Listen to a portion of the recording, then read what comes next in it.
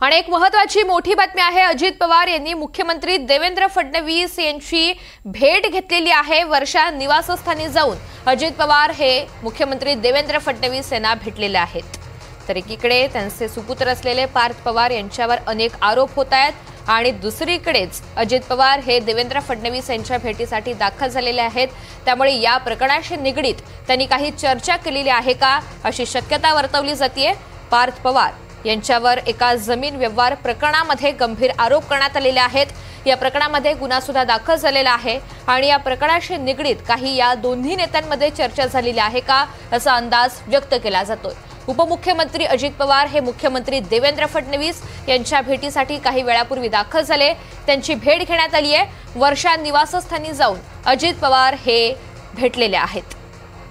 एकीकडे पार्थ पवार यांच्या अडचणीमध्ये वाढ झालेली आहे, त्यांच्यावर गुन्हा दाखल होण्याची शक्यता वर्तवली जाते अशी माहिती सूत्रांनी दिली आहे। दुसरीकडे अजित पवार हे मुख्यमंत्र्यांच्या भेटीला तातडीने पोहोचले, त्यामुळे याच प्रकरणाशी निगडीत काही बातचीत करण्यासाठी ते गेलेले आहेत का अशी शंका उपस्थित केली जाते। या प्रकरणाशी निगडीत मुख्यमंत्र्यांशी स्वतः बोलण्यासाठी अजित पवार गेलेत का अशी शक्यता वर्तवली जाते।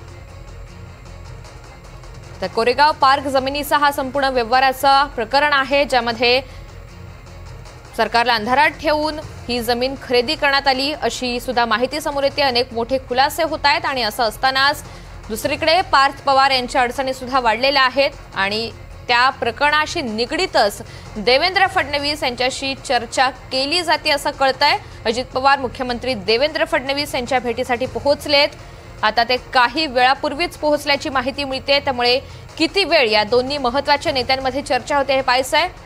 पार्थ पवार प्रकरणी फडणवीस यांच्याशी चर्चा करणार आहे असं समजतंय। उपमुख्यमंत्री अजित पवार हे मुख्यमंत्री देवेंद्र फडणवीस यांच्या भेटीसाठी पोहोचलेले आहेत।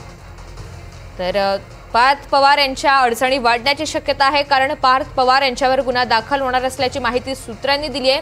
घडामोडी वेगाने घडतायत। या प्रकरणाशी निगडीत 2 जणांवर गुन्हा दाखल झालेला असतानाच आता पार्थ पवार यांचा सुद्धा त्यांच्यावर गुन्हा दाखल होऊ शकतो अशी शक्यता असतानाच आता अजित पवार हे या प्रकरणाशी निगडीत चर्चा करण्यासाठी फडणवीसांच्या भेटीला पोहोचले। दरम्यान पार्थ पवार जमीन घोटाळा प्रकरणामध्ये एक मोठी अपडेट हाती येते।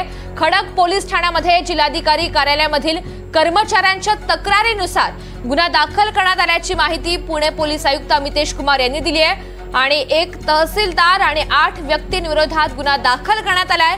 या गुन्ह्याचा तपास EOW कडून केला जाणार आहे। पार्थ पवार यांच्या जमीन घोटाळ्यासंदर्भात विचारलं असता त्यांनी ही माहिती दिली आहे। तर एक तहसीलदार आणि 8 व्यक्तींविरोधात गुन्हा दाखल करण्यात आलेला आहे। गुन्ह्याचा तपास EOW करणार आहे अशी माहिती पोलीस आयुक्तांनी दिली आहे। पार्थ पवार जमीन घोटाळा प्रकरणात एक ही महत्त्वाची अपडेट आहे। जी तक्रार नोंदवण्यात आलेली होती त्या तक्रारीनुसार पुणे पोलीस आयुक्त अमितेश कुमार यांनी ही माहिती दिली आहे। एक तहसीलदार आणि 8 व्यक्तींविरोधात गुन्हा दाखल करण्यात आलाय। या गुन्ह्याचा तपास EOW कडून केला जाणार आहे। खडक पोलीस स्टेशनला काल रात्री जिल्हाधिकारी कार्यालयाचे प्रतिनिधी यांनी एक फिर्याद दिलेली आहे। त्या अनुषंगाने एकूण एक तहसीलदार आणि 8 इतर आरोपी विरुद्ध क्रिमिनल कॉन्स्पिरसी, चीटिंग, फोर्जरी या अंतर्गत गुन्हा दाखल करण्यात आलेली आहे। तपास EOW कडे वर्ग करण्यात आलेले आहे। तपास अनुषंगाने पुढील कारवाई करण्यात येईल। या सगळ्यांची चौकशी केली जाणार आहे। बरोबर आहे ना, बरोबर आहे। तहसीलदार यामध्ये आरोपी क्रमांक 1 आहे, इतर 8 आरोपी आहे। त्याच्याबद्दलची जे गुन्हा दाखल, जे फिर्याद प्राप्त झाला त्याच्या अनुषंगाने गुन्हा दाखल करण्यात आलेली आहे आणि तपास EOW कडे वर्ग करण्यात आलेली आहे। पार्थ पवारांचं नाव नाहीये त्या कंपनीमध्ये, याबद्दल टिप्पणी सध्या करणे संयुक्तिक नाही आहे। जे फिर्याद प्राप्त झालेले आहे त्या अनुषंगाने गुन्हा दाखल करण्यात आलेली आहे। तपास अनुषंगाने त्याबद्दल पुढची टिप्पणी करता येईल। मीडिया कंपनीचं नाव या खडकच्या तक्रारीमध्ये आहे का त्या FIR मध्ये? ते बरोबर आहे ना, ती FIR ते ऑलरेडी पब्लिक डॉक्युमेंट आहे, ते आपल्याला कल्पना आहे। तर त्याबद्दलची जे फिर्याद प्राप्त झाली होती त्या अनुषंगाने गुन्हा दाखल